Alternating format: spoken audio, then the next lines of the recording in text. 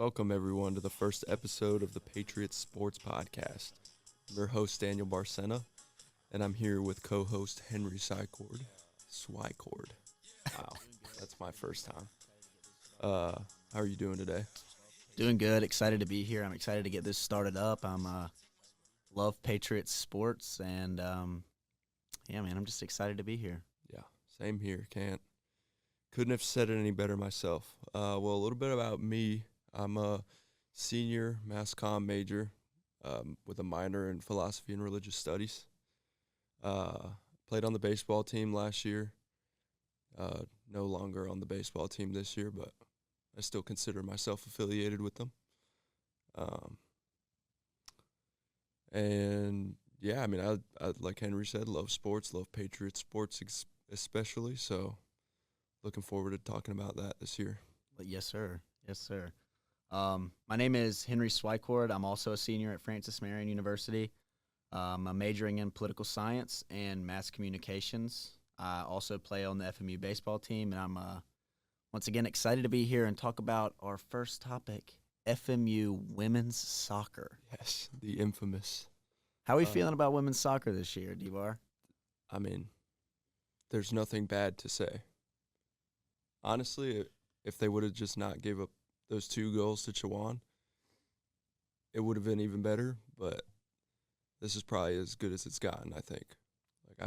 Yeah, for sure. So my freshman year when I came in, it seemed like women's soccer was not the best. And I think they'd tell you the same thing. And last year, it seemed like they turned it around. They won conference. And this year, they're looking to win conference again. So, yeah, I mean, I was only here for 1 year. I mean, they had a pretty good year last year. I was pretty impressed. yeah, but absolutely. I mean, this was an even better year, in my opinion. I mean, a historic 14 wins, 0 losses. Best start since forever, I think. I don't know. As far back as the statistics can go, this is the best start that they've ever had. Yeah, I'm not sure about last year, but I think 17th nationally might be the highest they've ever been ranked. Yeah, and then they're also 3rd in the Southeast region, which is pretty good given that the region is pretty solid with North Georgia. Who else? Is Catawba in that region? Yeah, Catawba's good. in that region. Yeah, they're number 3 in the country right now. So, yeah, and I mean, they're just kind of dominating. 36 goals to 2 goals. That's, I'd say that's pretty good. Yeah. Yeah. Yeah, I'd say that's pretty solid there. Mm-hmm. I mean, they're putting up way more shots on goals. The only thing that the opponents have on FMU is saves. But that's also because FMU has, like 110 more attempts. Well, yeah, exactly. So we shoot the ball on goal 3 times as much as our opponents right now. I think we have 26 saves, and 26 saves is obviously amazing, only surrendering 2 goals. But I think it speaks volumes of our defense if we're only letting up 5.6 shots per game. I mean, we're not even letting them get to the box, really. Yeah, no, the defense is locked in, and the offense is doing their job when they get the chance. So that looks efficient to me. And, I mean, it seems like, sorry if I'm pronouncing this wrong, Taya Dave is leading in a lot of categories. Goals, points, shots on goal, and decisive goals or game winners. Yeah, she's just a pure striker, it seems like. Seems like a pure forward. I mean, yeah, if she gets the ball in space, I mean, good things happen. I think you need one of those people. You need one of those people that can just ISO, take it themselves. They get a pass, kick it with the left, maybe the right. Yeah, maybe a little, I don't know, Kobe Bryant there. Just getting the ball and making it happen, In the soccer sense, of course. Yeah, in the soccer sense, sorry. Leader in assists, Madeline Ballard. Midfielder. Good midfielder there. Yep, and then Joy Brockman leads in shooting percentage and shots on goals. I'm also pretty sure she has less attempts than Taya, but still a 400% shooting percentage and 800 on shots on goal. That's pretty efficient, regardless of how many attempts you have. I agree. And then Aaron Grabiel is getting the job done at the keeper. She has 12 shutouts this season, which I think is That's crazy. incredible. Yeah. What do you tell your team if you're the opposing team, like going into the game? Just close your eyes and hope it goes in. I don't know. Because it obviously really hasn't been. So that's pretty incredible. 92% save percentage. Yeah. And she started every single game this year, pretty sure as well. Yeah, I think I looked at it. I think the other keeper only played for 14 minutes. Yeah. So Maybe. that's pretty incredible. I mean, that also goes to show their defense as well. She doesn't really have to work that hard, but when she does get the chance, she gets the job Oh, done. absolutely. Yep. I don't know if you're listening and you're familiar with Massey ratings, but they basically, it's purely statistical. Everything is, I don't think they actually watch the games or see how things are played out. It's purely based on stats, your strength of schedule, your region. So I don't really like that, especially as a baseball player. We had our, kind of like KPI. Wasn't a big fan of that, but, I'm not huge on just statistics being the sole thing that determines whether a team is good or not. I agree. Because I'll give an example from last year, UNC Pembroke, their baseball team. I don't want to sit here and talk about baseball, but they were not great statistically, but I thought they were a great team, like fundamentally, like they had talent and everything.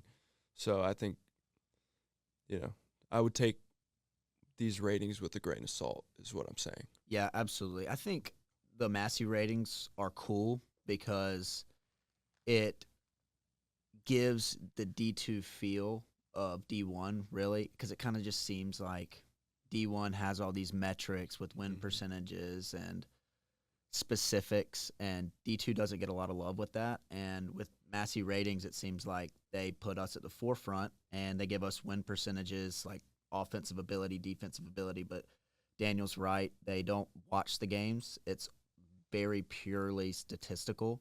Mm-hmm. So, which they actually do this for all the sports. Yeah. They do, even professional sports, which I think is pretty cool. But FMU has 2 games left this year, UNC Pembroke and Chowan, and they're favored to win in both of those. Massey has them at a 56% win probability against Pembroke and 63% against Chowan. So, I mean, nothing leads me to believe that they would lose these games, because not just because they're favored, but just because of how dominant they've been. Yeah, I mean, it's just, I don't think you can predict that they'd lose any games with how we've watched them play this year. And they've already played both of these teams earlier in the season. And beat them both. So, Chowan was the team that scored 2 goals on them, correct? Yeah, and that was the first week of the season, and they haven't allowed a goal since then. Okay. As of only 2 teams that are undefeated in the country right now, meaning no losses or draws, FMU is completely underrated compared to some of the teams across the country right now, according to the Massey ratings. Yeah, 96th offense and 90th defense in the country, which I don't know how maybe the offense, they're not putting up 8, 9, 10 goals a game, but the defense, 2 goals. I don't know. I don't understand the 90th on defense. Yeah. Maybe it's taking like steals. Maybe I have no idea, because there's so many stats that go into this site, and they use so many different like formulas and everything that it's just I'm not exactly sure how it works. But I was looking at Dallas Baptist. They have the 3rd offense and the 14th defense. and they're the number 1 team in the country. Yeah. They do lead FMU offensively by 7 goals, but they played Eastern New Mexico, who is Very, very bad. 0-13. They've only scored 3 goals this year, and they're ranked 248th of 260 Division II women's soccer teams. And they put up 12 on them. I was doing some math, and if you just take that game out, if that game didn't happen, they're scoring on average 2.5 goals per games, which FMU is also scoring 2.5 goals per game. So the offense, given that I don't think FMU has played a team that bad, is on par with the number 1 team in the country. Obviously, the regions are different with every sport. Yeah. But they also have 12 consecutive shutouts since their first week. We said that earlier, but 12 consecutive and 13 totals because they started their season off with a shutout. I think a lot of this Massey ratings 96 on offense has to do with these shutouts. I mean, we're getting a lead early, and then we're up 3 goals. Why would we go on the attack? Why would we score more goals? When we can just sit back, play our game, which is how Francis Marion plays, and get 12 shutouts in a row. Yeah. If this isn't a top 25 defense, I don't know. Because even DBU, they have 2 less total shutouts, and their longest streak was 7 games, which was broken up by UT Dallas. So I don't know. FMU is, I think defensively at the very minimum should be ranked a lot higher. I agree. The offense, I think, should also be higher, but, I'm like you were saying, we're getting the lead, and then we're defending. We're just making it so that they can't score. We're just keeping them from scoring is what we're doing after the lead. So, we're not out here stat padding. But, yeah. And then we can get into KPI here. Boo. Yeah, I'm not a fan of KPI. Because, just before their win against Erskine, Francis Marion was in second, according to KPI, with an undefeated record in both just overall and conference. And Belmont, Abbey, was leading them, and they had 4 losses. And I don't care how hard your schedule is. I feel like if you have more losses, you shouldn't be in first. I agree. So the weird thing about KPI is it basically is judging your strength of schedule and the winning of your strength of schedule. So say you are the top of your conference and you play the worst team in the conference away and you win, it can still negatively affect your KPI if, say, the number 2 team was playing the number 3 team and lost. So you can win a game and get punished for it while another team can lose a game and they can get rewarded for it. So that's what it doesn't really make sense to me. I think winning is winning, and numbers on the left side of the dash are good. Yep, that is true. I just don't agree with the winning hurting you ever. If at the very least, if it's the worst team in the country, it should just be like no 0. value. Yeah, just like no. It's like you were supposed to win this game And you won it. So you don't gain or lose anything. But that's just me. And going into Belmont's losses, by the way, 3 of the 4 losses were against teams out of the top 30 in the country, which this is also according to Massey ratings. They lost to, I think it was Lander was at 60th, Young Harris at 180th, and then Lees McRae at 188th. So, in overall, out of 260. So I guess Lander being 60th is not a terrible loss, but they're still well under that threshold of top 25, I guess, or top 30.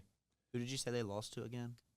I'm pretty sure it was Lander, Young Harris, Lees McRae, and then there was a fourth loss, but it was Wingate.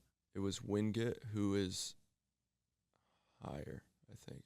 Or it might have been Wingate was 60th. I'm pretty sure it was Wingate now that I think about it. Either way, yeah, the teams that they've lost to have been low.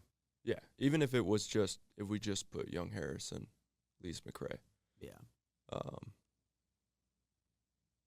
Both of which, well, we didn't play Lees McRae, but we did play Young Harris and beat them. So, yeah, I mean, I feel like strength of schedule only matters so much at the end of the day, because I feel like once you get there, even if you have the easiest schedule, like, you'll fizzle out in the postseason. You'll truly, yep. If you're really not that good, if your schedule is really that easy, once you get to the postseason and play the good teams, you'll know. So but I mean, we got to go with what we have. Like, this is what we use now, and whether or not we like it, Yeah, I agree. Yeah. I agree. It seems like Conference Carolinas is going to keep this. I mean, yeah, they love it. Yeah, and I think it's similar to what you were saying, how Massey kind of caters to like the D2 level with the Division I statistics. I think this is kind of what Conference Caroline's trying to do with making it seem more professional, kind of like because D1 uses RPI. I'm pretty sure that's a thing. Yeah, they use RPI. So it's kind of the same thing where they're trying to elevate themselves to a higher level in terms of statistics and everything.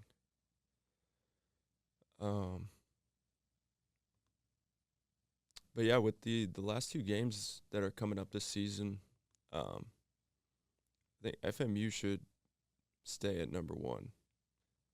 I think, me personally, even if they happen to drop one of those games, I still think they should be number one. I agree. I agree. More wins should mean top of the pack. Exactly. Like, I feel like that just makes sense, right? But who knows? I'm just on a podcast. I don't know. That's true. That's true. Gonna switch it up. I'm gonna tell you one thing I don't love about soccer. I don't love how little credit defenders get. Not goalkeepers. They get defenders. They almost get no credit. They get zero credit. There's no. They get statistics. minutes. Yeah. They get minutes. Like, that's no, so you it. played. You showed up to the field. You put your uniform on, and you played. Exactly. I mean, defenders are not expected to get shots. I mean, occasionally, yes. That's why I was a little confused with Joy Brockman, because she's listed as a defender. Well, she only has 6 shots. Exactly. And I want to say she's one of few defenders that are actually in the statistical columns for attempts in general. I wasn't able to go through every single person, but if we go based on shots here. Well, I just wanted to say that so we could show some love to the defenders that play a lot. Because you guys are the reason that Grabiel, only has faced 73 shots. Exactly. In 14 games. And that's Alana Hunt, Layla Ayup, Joy Brockman, and Bryn Lahart. They've all played almost 1,000 minutes. 1,000 minutes. Wow. And we've played 1,400 minutes in a season. Almost. No, that's not true. It's 14,000 total minutes for the whole team combined. But in the games we've played 1,350 minutes. That is true. That's what we played. Yeah. And Alana Hunt has played 1,300 of them. It's pretty So, impressive. Shout out the defenders, because you For real. guys on the stat sheet get zero love. But we know y'all are there. You guys are getting the job done. We see y'all working. Got to keep working, though. Don't. But, yeah, I mean, we have the conference tournament coming up next week, November 5th. Yep. I would assume that FMU gets the number 1 seed. That's just they'll definitely. I know if you win your division, you're secured a top 4. Yeah. So they're definitely going to win the division. So they're guaranteed a top 4. But I want to say that they'll get the 1 seed. I think that would be great. Do you know if the hosting of the tournament is determined on the seeding? I think it is, because when you look at the schedule, it says the Conference Carolinas Tournament quarterfinals. The location is to be decided, and then the semifinals and the final are at Brown Summit in North Carolina at Bryant Park. So I do think that the first quarterfinal round is at the top seed's place. Okay, that makes sense. I don't know this 100%. Yeah. But yeah, I think their next step here is obviously to win the conference. Close it out. Yeah, close it out. But make it deeper into regional play. Last year, they did make it to the regional. Unfortunately, they were eliminated in their first game. They were playing some good competition in that regional. Yeah. No, it's They not an easy place to make it out of. No, it's not, especially when you're playing the number 2 team in the nation, Columbus State. Yeah. At Columbus State. Yeah, we'll talk about home field advantage. But, yeah, I mean, I think for me, that's their next step. I mean, it looks like, hopefully, sports are sports. You never know what can happen. But it looks like they might have an easy route, to the conference championship. But I think if they can make it deeper into regional play, that would be incredible, obviously. Yeah. Obviously, the goal is the national championship. Yes. But, got to make it out of regionals, get to supers, then you get to national. But,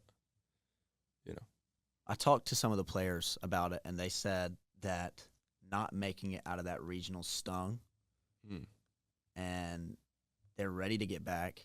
And when they get back, they have something to prove. So I'm excited to see it. Yeah, I think it's going to be a lot of fun. They do have their next game is Tuesday, October 28th. And then their last regular season game is November 1st. So we'll see how they close it out. Hopefully 2-0. Yeah, I mean, what would that be? That'd be 16-0. 16-0. That'd be a pretty incredible season. I agree. Hopefully that undefeated record doesn't take a hit when it matters. Honestly, if they had to lose one of these 2 games at the end of the season, a little reset, if it happens, and then we get going for that tournament. I agree. Sometimes undefeated seasons are nice. They're cool. But sometimes you need that little reset. Mm-hmm. Set the fire under the stove a little bit. Get the girls ready for work. And we go dominate. Yeah. Definitely. Well, guys, that episode was recorded Tuesday morning, and FMU got their first loss against UNC Pembroke last night, but on the bright side, we did win the East We Division. did win the East Division. So congrats to women's soccer for securing that W for the East Division. They're guaranteed a top 4 seed. That's right. They unfortunately got moved to second in KPI, so they might not be the number 1 seed, but secured a top 4 seed. That's which right. is a positive. And like we said, we hope we didn't jinx them, but this could be the fire that stokes some more winning. Little reset. Little reset. That's all it is. Just one setback and keep moving forward. So we wish women's soccer the best. Wish them good luck in their last game and in the conference tournament. And thank you guys for tuning into this episode. Thank you guys. Have a good one. Thank you guys. Have a good one.